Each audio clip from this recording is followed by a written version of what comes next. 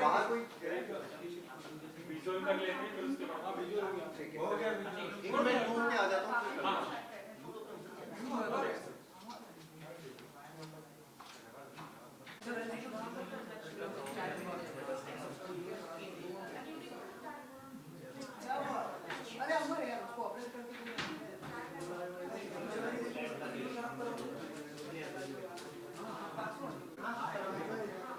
Visual अच्छा mic थोड़ा सा माइक पीछे कर सकते हैं? गाइस थोड़ा सा माइक पीछे, एक मिनट साइलेंस, थोड़ा सा माइक पीछे कर सकते हैं because I need a place to just हल्का हल्का पीछे चलेगा आप लोगों को? हाँ चलेगा अभिषेक। हाँ हाँ एक मिनट, थोड़ा सा स्पेस चाहिए होगी just to put this and wait मैं इतना बैठूंगा ही आपके लिए, चलेगा? हेलो जी मैम। ठीक है, just starting. You want me more in the centre इधर? हाँ जी हाँ जी, ये ठीक है? सब लोग हैं, पुराने वाले तो कोई दिख नहीं रहे हैं। ठीक है गाइस, साइलेंस एक मिनट कर लेना।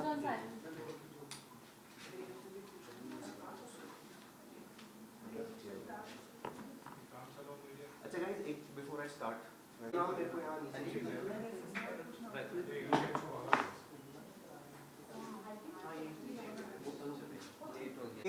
इट्स ऑल टुगेदर आज, it's not, it can't be a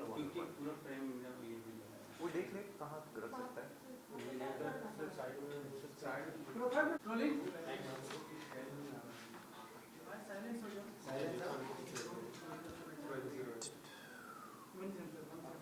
हाँ जी हाँ जी, आप कर लो पहले।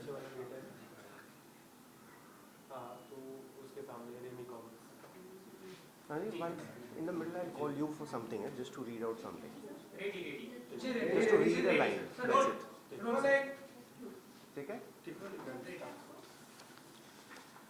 हाय एवरीवन, सो आज की ये प्रेस कॉन्फ्रेंस बेसिकली इस वजह से मैंने रखी है क्योंकि मेरी साइड की जो स्टोरी है, जो पक्ष है, वो अभी तक आप लोगों तक पहुंचा नहीं है। 1 जून को जो प्रेस कॉन्फ्रेंस की गई थी, जो एलिगेशंस लगाए गए, उसके बाद पहली एफआईआर हुई, सेकंड एफआईआर हुई against my parents, brother and me.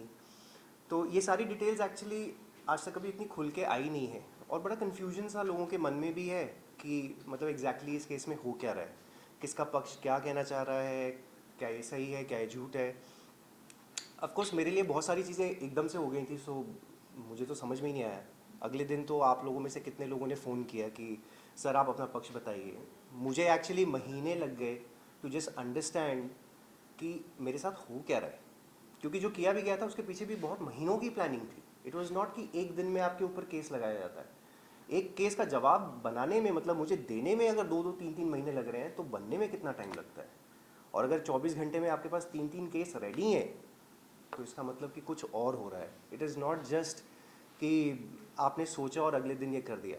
और जिसके साथ अगर ऐसा कुछ हादसा हो, जो FIR 1 में जो झूठा डोमेस्टिक वायलेंस का केस मेरे ऊपर किया गया, रात को ये चीज़ हम लोग पुलिस स्टेशन में है, अगले दिन सुबह प्रेस कॉन्फ्रेंस हो रही है, जिसमें से आप लोगों में से कितने लोगों ने बताया कि हमें फ़ोन करके बुलाया गया है इस चीज़ के लिए। तो कौन एक नॉर्मल जिसके साथ अगर ऐसा कोई हादसा होता है अगले दिन प्रेस कॉन्फ्रेंस के लिए रेडी होता है? मतलब मुझे तो बड़ा डाउट है इस चीज़ में कि मतलब how do you do it, I won't be able to do it. तो I just go sequence wise. पहले वाले FIR के बारे में तो वैसे भी कोई बात हो ही नहीं रही है, जहाँ से इस चीज़ शुरू की गई, क्योंकि उसके ऊपर जो इन्वेस्टिगेशन होनी थी, जो सबूत हैं, जो पुलिस ने इन्वेस्टिगेशन करनी थी, उसका केस जो है वो तो अपने हिसाब से चलेगा ही चलेगा।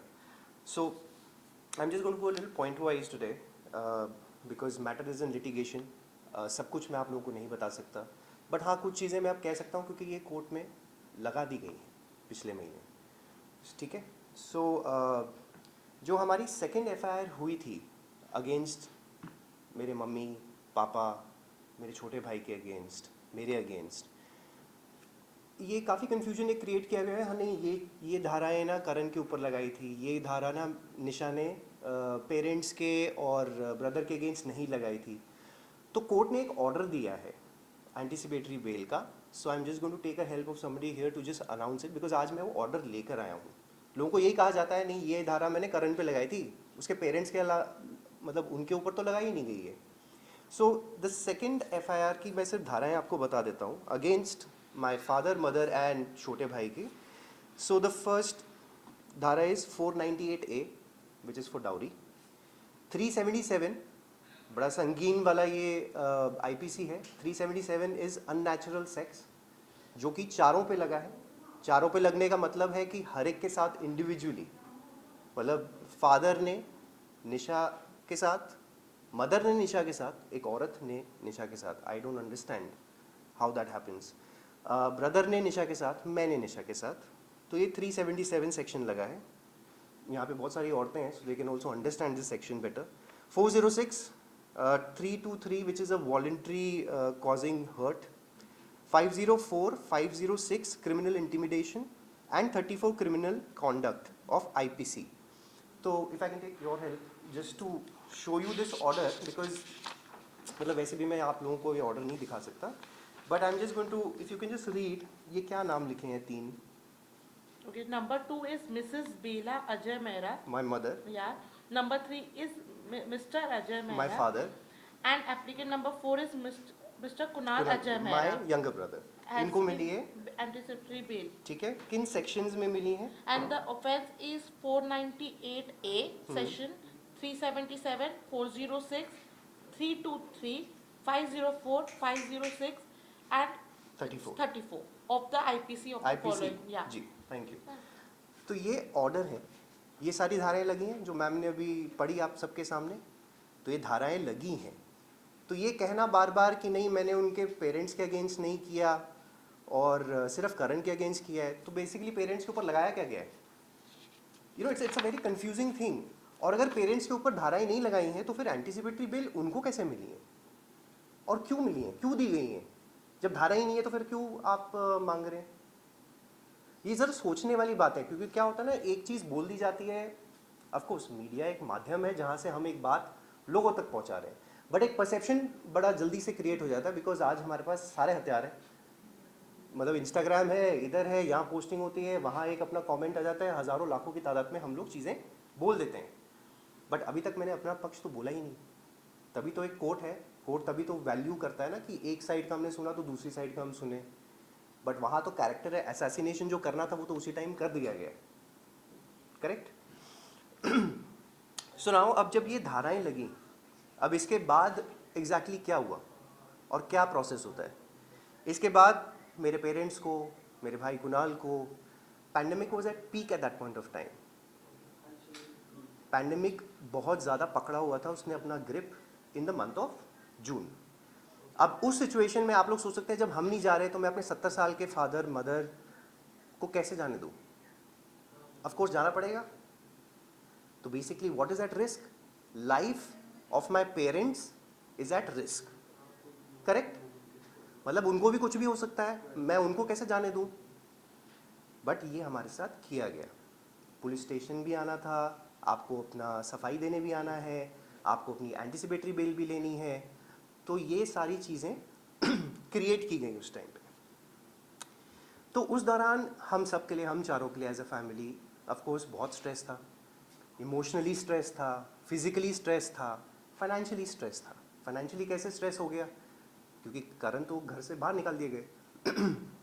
तो बेसिकली मेरे पास तो जेब में पैसा भी नहीं था ना, मैं तो अपने घर से बाहर निकल गया. मैंने तो 20 साल में जो मेहनत की है, जो बनाया है, वो तो सब चीज़ें छोड़ के मुझे तो बाहर रहना पड़ रहा है. And I am fighting the cases with nothing. मेरे पास एक डॉक्यूमेंट नहीं था, मेरे पास अपने कपड़े नहीं थे, मेरे पास अपनी गाड़ी नहीं थी, मेरे पास अपना कुछ भी नहीं था. सिर्फ अपने एक फ़ोन के साथ मैं निकला हूँ और मैंने इस FIR का 600 पेज का जवाब बनाया है, सिर्फ चीज़ें याद कर करके, सिर्फ चीज़ें कहीं कहीं से कलेक्ट करके. Then I got anticipatory bail. Do you think it is possible? जितने संगीन IPC लगाए हैं, इसमें बेल मिल सकती है आपको? क्या मेहनत हमने करी होगी और हमें करनी पड़ी होगी, या फिर मैंने अपने आप को भी, आपका करियर, आपकी इज्जत, आपका शोहरत जो भी है, सब कुछ दांव पे लगी गया है ना. बट आप लड़ रहे हो ना. 14 महीने से आज मैं आपके सामने बैठा हूँ ना, अकेला हूँ ना, खड़ा हूँ, लड़ रहा हूँ. चाहे कोई हो साथ में ना हो, but the idea was to fight this out. The reason was कि ये गलत जो हो रहा है, ऐसा नहीं क्योंकि कल को अगर मैं ये चीज़ ना करूँ, कॉम्प्रोमाइज़ कर लेता, फॉर एग्जाम्पल कॉम्प्रोमाइज़ कर लिया, ख़त्म हो गई चीज़, दुनिया अपना चल रही है, सबको लगेगा अरे कुछ हुआ होगा, या तो करण की गलती थी या होगा, because that is the perception. आदमी है तो गलत है, this is not the case. आदमी है तो गलत नहीं है। औरत की मतलब कैरेक्टर पे अगर आप कुछ बोल दो तो वो कैरेक्टर असैसिनेशन हो जाता है। आदमी बोल रहा है तो उसका कोई कैरेक्टर नहीं है, एक बाप है तो उसका कोई कैरेक्टर नहीं है। एज अ सन मेरी भी रिस्पॉन्सिबिलिटी है, मेरी भी माँ है, मेरी भी बहनें हैं। मैंने 20 साल से आप लोगों के साथ काम किया है, क्या इज्जत मैंने आप लोगों को दी है कोई मुझे बता दें। How I respect women, I have worked with so many people यार, ऐसा तो होता नहीं है। या तो कभी कुछ किया हो, आ जाना चाहिए था ना, 20 साल में कुछ तो आता। मेरा किस तरह का नेचर है, मैं किस तरह से आप लोगों से बात करता हूँ, मुझे तो याद है रिश्ता में तो मैंने कभी किसी को खड़ा भी ना कराया हो। मैं अपना खाना छोड़ के पहले आप लोगों को बाइट्स दे के बोलता था कि आप लोग जाइए, कोई बात नहीं। This is how I worked and this is what I get. मतलब पूरी दुनिया में आप इज्जत कमा रहे हो, सबके साथ आप अच्छे हो, बट हाँ आपके खुद के घर के लोग, मतलब आपकी बीवी आके कहती है कि आपने ये किया। Okay, now moving on. तो आज अब ये बड़े स्पेसिफिक पॉइंट्स हैं ज़रा।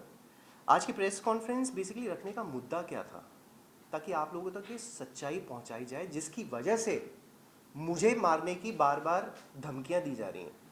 दिस नॉट हैपन वंस, 2 बार नहीं हुआ है, काफ़ी बार हो चुका है कि मुझे जान से मारने की धमकी दी जा रही है। मेरे पेरेंट्स को जान से मारने की धमकी दी गई, मेरे ब्रदर को भी। So this is that is the reason why I am coming and doing this. क्योंकि कल को ये ना हो कि एक वैसा वाला कोई सिचुएशन बन जाए कि कुछ हो गया था इसको, हमें तो पता ही नहीं, ख़त्म हो गया, शायद मामला भी ख़त्म हो जाएगा। The reason why I am doing this is so that this truth comes out in front of you guys, ताकि सबको पता हो कि मैं आज क्या बोल रहा हूँ। ठीक है, पहले तो मैं ये आप लोगों को बताना चाहता हूँ कि कुछ टाइम पहले मैंने 1-2 महीने पहले सिर्फ इतना बोला था कि निशा एक गैर मर्द के साथ मेरे घर में रह रही है। तब काफ़ी आईब्राउज रेज हुए थे, काफ़ी लोग कह रहे थे कि ये कौन है, क्या है। आज ये सबूत कोर्ट में पेश हो गए, ये सबूत मेरे लॉयर्स ने कोर्ट में लगा दिए हैं, इसलिए मैं इसके बारे में बात करने जा रहा हूँ। और ये प्रेस कॉन्फ्रेंस भी बेसिकली सबूतों के बिना पे हो रहा है, तो अदरवाइज़ ऐसे ही हवा में बोलने में तो काफ़ी लोग बोलते ही हैं। सो निशा रावल, जिनका अभी तक डिवोर्स हुआ नहीं है, it is in the process, अभी हुआ नहीं है, we are still contesting it in court. So उनका एक अभी करंटली एक्स्ट्रा मैरिटल अफेयर चल रहा है विद रोहित साटिया। अब रोहित साटिया कौन है, कुछ लोग जानते हैं रोहित साटिया कौन है। बेसिकली रोहित साटिया वो शख्स है जो निशा के मुंह बोले भाई हैं। 14 साल तक ये आदमी मेरे सामने निशा से राखी बंधवाता रहा, हमारी शादी में इसने कन्यादान किया है। So can you imagine the level of relations that we are showing to the world. मतलब आप एक तरफ भाई बहन का रिश्ता है, एक तरफ कन्यादान आप कर रहे हैं, लेकिन she is having an extramarital affair with Rohit Satiya, और इसका सबूत हमने कोर्ट में डाल दिया है। अब ये बात ऑफ कोर्स मैं पहले आप लोगों तक नहीं पहुंचा सकता था because I didn't have proof. अब एक चीज़ जैसे अब मेरे साथ हुई थी पिछले साल, करेक्ट, उस टाइम पे मैं आगे आके अगर ये चीज़ बताऊं तो कैसा लगेगा। Suddenly the perception again goes कि अरे इसके ऊपर लगाई ये चीज़ें तो अब शायद ये ऐसा बोल रहा है, और देखो भाई बहन के लिए बोल रहा है, which is a very normal thing. तो I didn't raise that question. मुझे 14 महीने लग गए हैं सबूत इकट्ठा करने में, 14 months it's taken for me. एक एक चीज़, एक एक इवेंट, एक एक सबूत वहाँ से लेकर आओ, इससे बात करो, दोस्तों ने कुछ बताया, इसने कुछ बताया, कुछ चीज़ें हार्ड एविडेंस आपके पास आ जाती हैं, ये सारे सबूत इकट्ठे किए गए। It's taken a lot of effort from my end. So Rohit Satiya basically Lucknow से हैं, जिनकी ऑलरेडी एक बच्ची है 7 साल की, बीवी है, माँ है। तो उनको छोड़कर यहाँ पे बॉम्बे में रह रहे हैं पिछले 14 महीने से, जब से ये हुआ है। एंड ये सब कुछ मेरे बच्चे के सामने हो रहा है because Kavish is in the house. Nisha की mother Lakshmi Rawal is also in the house. तो everybody knows about the truth. तो जैसे मैंने कहा कि देखिए भाई बहन का जो रिश्ता होता है, एक बाप बेटी का रिश्ता होता है, पवित्र रिश्ते होते हैं, बट ऑफ कोर्स इस सिचुएशन में तो मजाक बन गया। एंड निशा ने ऑफ कोर्स मुझ पे झूठे केसेस इसलिए भी लगाए ताकि मैं जो निशा का एक और इनफिडेलिटी वाला केस ऑलरेडी आप लोग जानते हैं, जो लॉकअप शो में बोला था, she spoke about that during 2015-16 she had an extramarital affair. वो अफेयर तो अलग है, वो तो खुद ही एक्सेप्ट किया है, ये अफेयर अलग है। ताकि अगर मैं कुछ बोलने भी जाऊँ तो इस पे डाल दो कि इसका अफेयर है, तब तक झूठे केसेस मेरे फादर मदर भाई के अगेंस्ट भी फाइल हो चुके हैं। पहले आदमी उसमें लग जाए कि जवाब कहाँ देता रहे, वो तो यही सोचता रहे कि भैया मैं पहले इससे निपटूँ, पहले अपनी लाइफ को समझने की कोशिश करूँ कि इस कौन सी स्थिति पे मैं आ चुका हूँ, उसके बाद मैं लड़ने के लिए तैयार हूँ, उसके बाद में शायद कुछ। और क्या सबूत दोगे यार आप, जब कोई बोल देता है कि भाई बहन है, क्या सबूत दोगे आप? Tell me. Until unless you don't catch them in the act, that is the thing.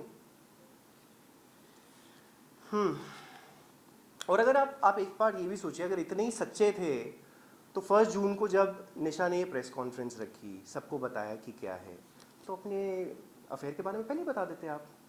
2015 में आपका भी हुआ था ना, आप बता दीजिए।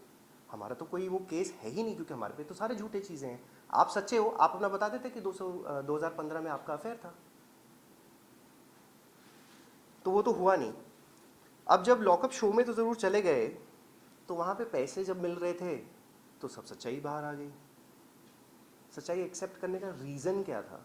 इतने महीनों तक तो नहीं किया, 10 महीने तक तो मैं गला फाड़ता रहा, लोगों को बोलता रहा कि नहीं उसका कुछ चल रहा है, अफेयर है, बट ऑफकोर्स जब तक आपके पास सबूत नहीं आप कैसे बोलोगे?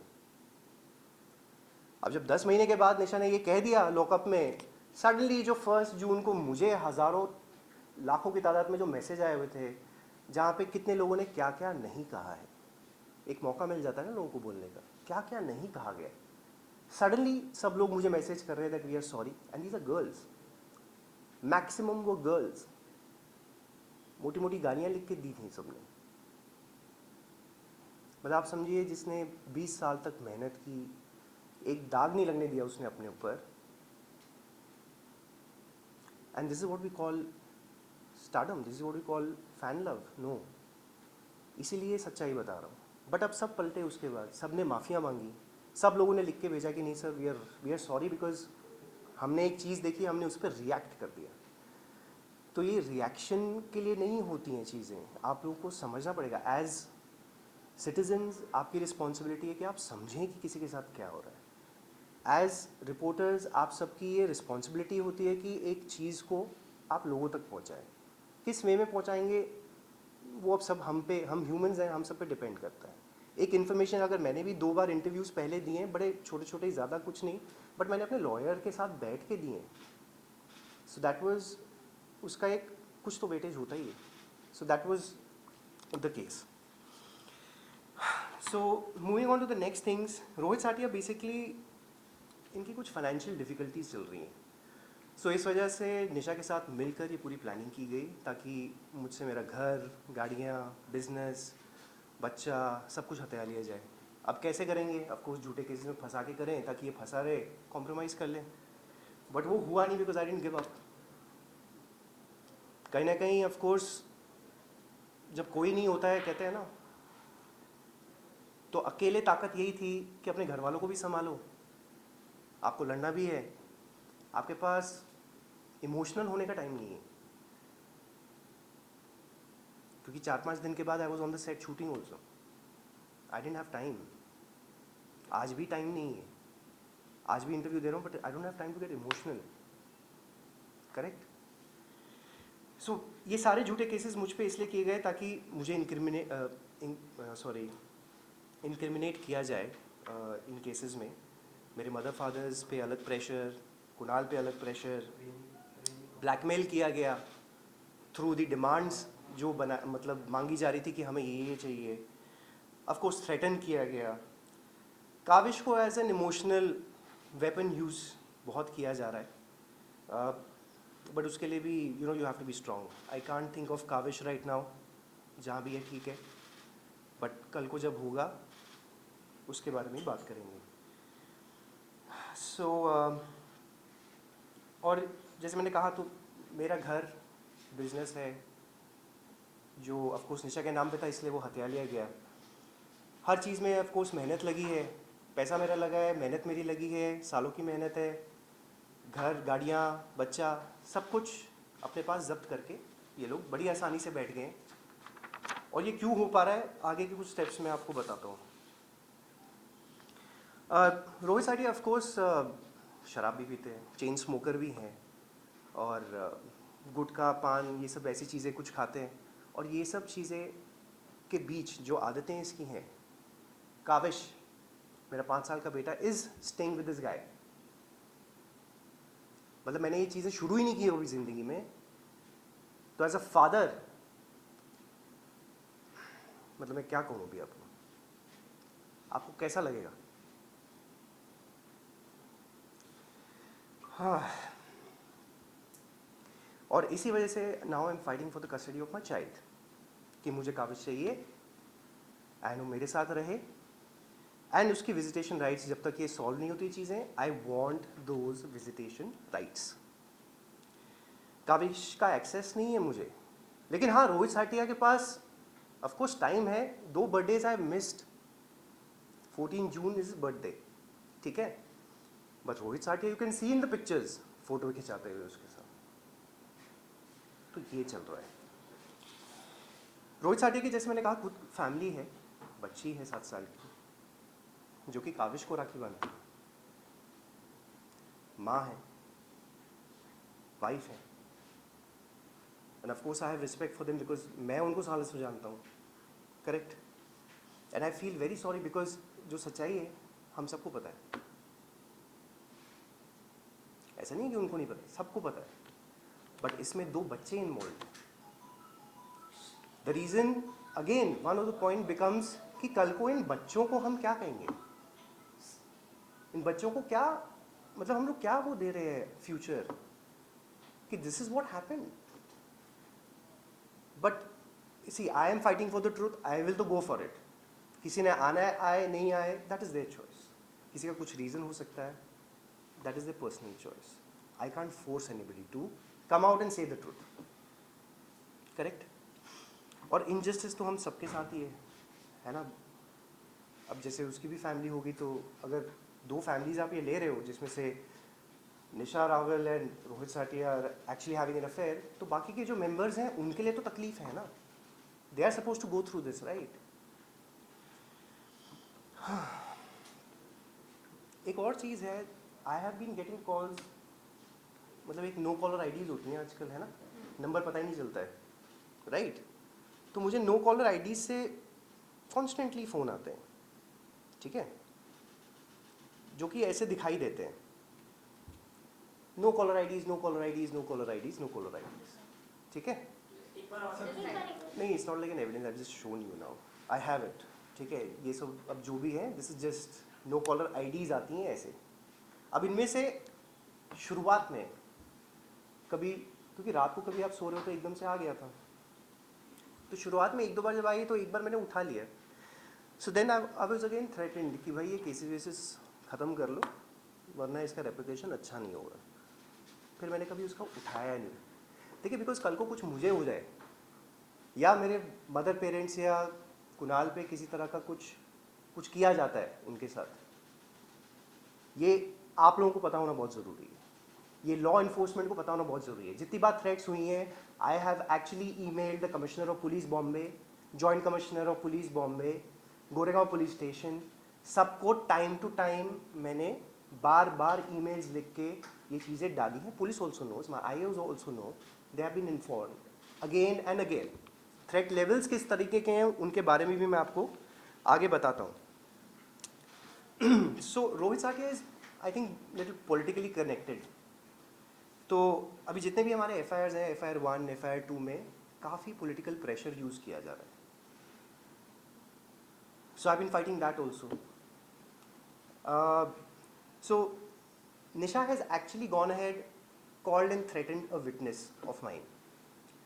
ये रिपोर्ट हम ऑलरेडी गोरेगांव पुलिस स्टेशन में सबमिट कर चुके हैं। Nisha Rawal and Rohit Satiya have gone personally to IDBI bank Andheri east, जहाँ पे हमारा हाउसिंग लोन है, वहाँ जाके एक सीनियर ऑफिशियल को धमकी देकर आए। वहाँ पे 25 लोग प्रेजेंट हैं। भाई आप लोग कैसे, मतलब आप सोच सकते हैं कि मतलब आप थ्रेटन करने जाते हो किसी को ऐसे? कुछ तो होगा ना कि आप खुद वहाँ फिजिकली प्रेजेंट होके दोनों कर रहे हो, ये कुछ तो मुद्दा होगा ना भाई, कैसे कर पा रहे हो आप ये? फिर उनको